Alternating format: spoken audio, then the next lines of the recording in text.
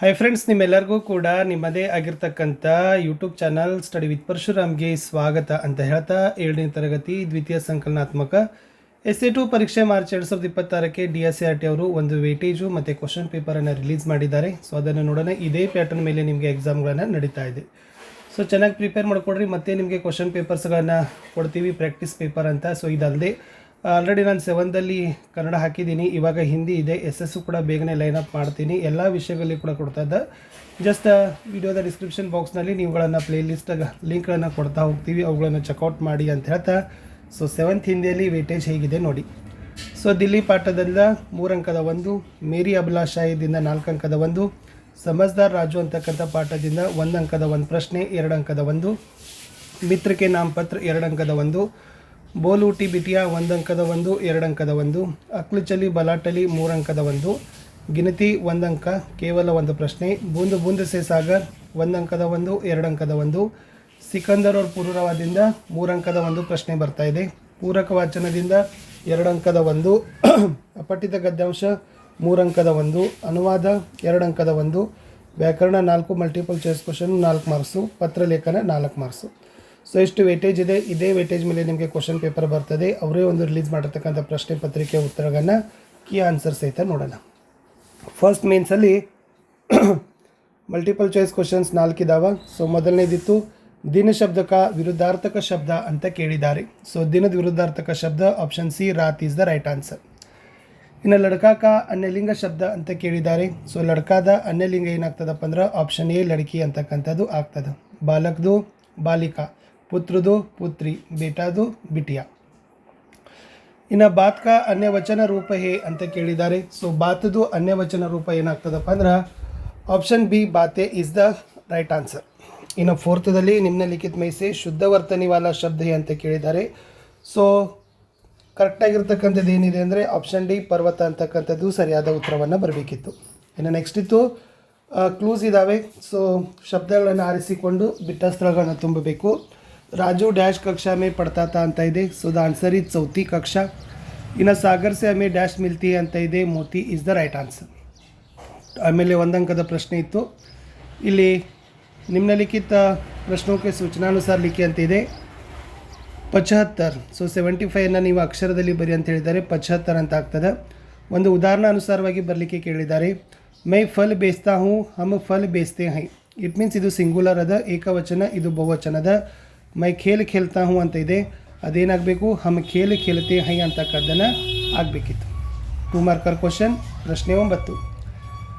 ರೇಲ್ಗಾಡಿ K driver ಕೋ Lal shirt ದೇಖಕರ್ ಕ್ಯಾ ಎಹಸಾಸ್ ಹುआ ಅಂತ ಕೇಳಿದ್ದಾರೆ. ಸೊ ರೇಲ್ಗಾಡಿ ಕೆ ಡ್ರೈವರ್ ಕೋ लाल शर्ट देखकर किसी अनजान खतरे का एहसास हो गया. इन्हें कुमार अपने मित्र से पत्र द्वारा क्या कहता है ಅಂತ ಕೇಳಿದ್ದಾರೆ. कुमार अपने मित्र से कहता है कि मैसूर एक सुंदर नगर है, वहाँ देखने लायक बहुत सारी जगह है, तुम भी मैसूर जाकर अवश्य यह सारी जगह देखो. इन्हें कवयित्री किसको बुला रही थी और क्या कहकर बुला रही थी ಅಂತ ಕೇಳಿದ್ದಾರೆ. कवयित्री अपने बचपन को बुला रही थी, बिटिया माँ वो कहकर बुला रही थी ಅಂತ ಇತ್ತು. ಇನ್ನು ಹಿಂದೂಸ್ತಾನ್ ಕಿ ಯಾತ್ರಾ ಕೈಸೆ ಕರ್ ಸಕ್ತೆ ಹೈ ಅಂತ ಕೇಳಿದ್ದಾರೆ. ಸೊ ದ ವೇರಿ ಥೋಡಾ ಥೋಡಾ ಚಲ್ಕರ್ ಹಿಂದೂಸ್ತಾನ್ ಕಿ ಯಾತ್ರಾ ಕರ್ ಸಕ್ತೆ ಹೈ ಅಂತಕ್ಕಂಥದ್ದು ಇತ್ತು.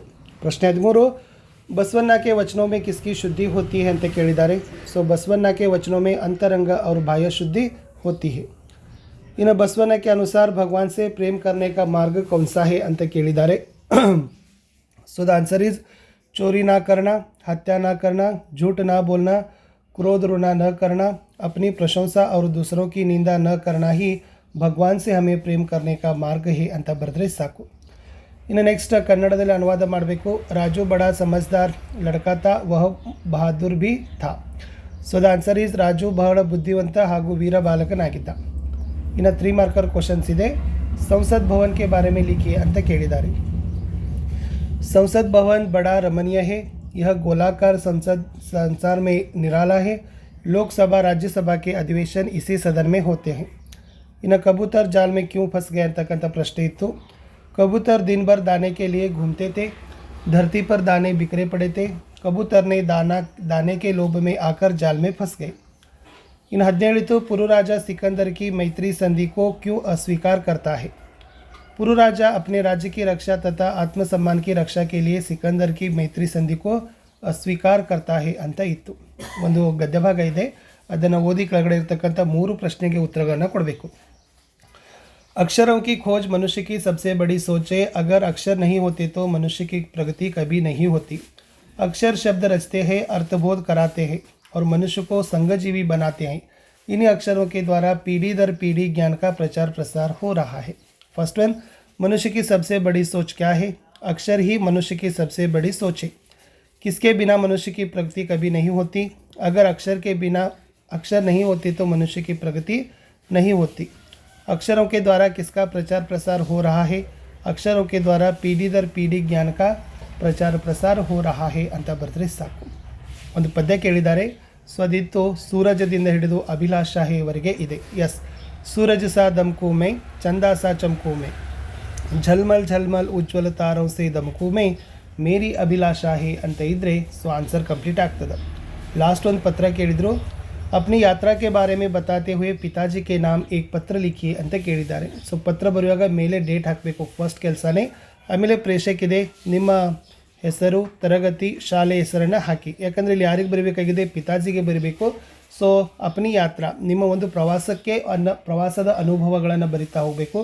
ಸೊ ದಿನಾಂಕ ಬರೆದ್ರಿ 1, ಪ್ರೇಷಕ್ ಬರೆದ್ರಿ 2. ನೆಕ್ಸ್ಟ್ ಏನು ಬರೀಬೇಕಪ್ಪ ಅಂತಂದ್ರೆ ಪೂಜ್ಯ ಪಿತಾಜಿ ಅಂತ ಹೇಳ್ತಾರೆ ಅಥವಾ ಆದರಣೀಯ ಪಿತಾಜಿ ಅಂತ ಬರಿಬೇಕು. ಫಸ್ಟ್ ಬರೀತಕ್ಕಂಥದ್ದೇ ಸಾದರ ಪ್ರಣಾಮ. ಅವಾಗ ಬರೀರಿ, ಮೈ ಯಹಾ ಕುಶಲ್ ಹೂँ, आज है आशा है आप भी स्वयं एवं प्रसन्न होंगे. हमारे विद्यालय में सभी छात्रों को प्रवास लेकर गए थे. वहाँ मैंने गोल गुंबज, 12 कमान, इब्राहिम रोज़ा, चांद बावड़ी, ताश बावड़ी, नवरसापुरा, सिद्धेश्वर देवालय, तुरवी नरसिंह मंदिर आदि देखा. वह बहुत सुंदर है. मुझे बहुत अच्छा लगा. इससे बहुत ज्ञान मिली. इस पत्र का उत्तर ज़रूर देना ಅಂತ ಬರೀಬೇಕು. ಅವಾಗ ಧನ್ಯವಾದ ಅಂತ ಇದೆ. ಸೊ ಇದು ಬರೆದ್ರೆ ನಡೀತದೆ, ಇಲ್ಲಾದ್ರಿಲ್ಲ. ಆಪ್ಕಾ ಪ್ರಿಯ ಪುತ್ರ ಅಬಕ ಸೇವಾ ಮೇ ಬರಲೇಬೇಕು. ಇಟ್ ಮೀನ್ಸ್ ನಿಮ್ಮ ಫಾದರ್ ಅಡ್ರೆಸ್ಸನ್ನು ಹಾಕಬೇಕು. ಸೊ ಫಾದರ್ ಅಡ್ರೆಸ್ ಬರೀರಿ, ಹೆಸರು ಬರೀರಿ. ನಾನು ಬರೆದಿದ್ದೀನಿ ಪರಶುರಾಮ ಆದರ್ಶ ನಗರ ವಿಜಯಪುರ ಅಂತ ಬರೆದಿದ್ದೀನಿ. ಅದನ್ನು ಕೂಡ ನೀವೇನು ಮಾಡ್ಬೋದಪ್ಪ ಅಂತಂದರೆ ಬರೀಬೋದು.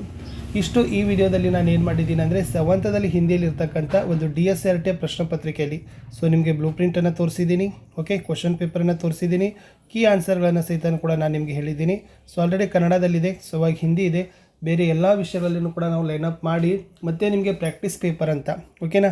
ಸೊ ನೀವುಗಳು ಕೂಡ ಏನು ಮಾಡಬೇಕು, ಪ್ರಾಕ್ಟೀಸ್ ಮಾಡಲಿಕ್ಕೆ ಮತ್ತೆ ನಾವು ವಿಶೇಷವಾಗಿ ಒಂದು 2-3 ಸೆಟ್ ರೆಡಿ ಮಾಡಿದ್ದೀವಿ. ಅದನ್ನು ಕೂಡ ಕೊಡಲಿಕ್ಕೆ ಪ್ರಯತ್ನವನ್ನು ಪಡ್ತೀನಿ. ಇಷ್ಟು ಕಮೆಂಟ್ ಪಕ್ಕ ಹೈಪ್ ಇದೆ, ಹೈಪನ್ನು ಸಹಿತ ಮಾಡಿ ಅಂತ ಹೇಳ್ತಾ ನಾನು ಸಿಗ್ತೀನಿ ಇನ್ನೊಂದು ವಿಷಯದ ವಿಡಿಯೋದಲ್ಲಿ. ಸೊ ಬ್ಲೂ ಪ್ರಿಂಟ್ ಪ್ರಕಾರ ಓದ್ತಾ ಹೋಗಿ. ಸೊ ಖಂಡಿತವಾಗಿ ಅದೇ ರೀತಿಯಾಗಿರ್ತಕ್ಕಂಥ ನಿಮಗೆ ಪ್ರಶ್ನೆಗಳು ನಿಮ್ಮ ವಾರ್ಷಿಕ ಪರೀಕ್ಷೆಯಲ್ಲಿ SA 2ದಲ್ಲಿ ಬರ್ತದೆ.